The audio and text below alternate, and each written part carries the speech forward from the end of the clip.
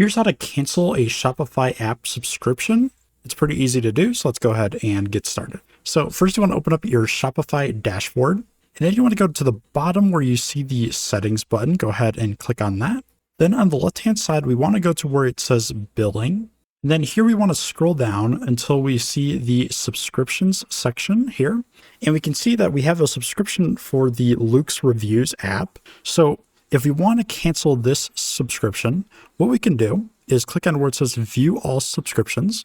And then under the paid app subscriptions, we want to find the app that we want to unsubscribe from. In my case, it's the Luke's Reviews app. So let's go ahead and click on where it says manage. And on the top right, we want to click on the three dots here and then click on where it says uninstall.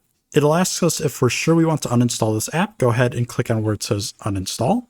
And now if we go back to billing, and we go ahead and scroll down, we can see now that under our subscriptions, we no longer have that subscription to the Luke's app.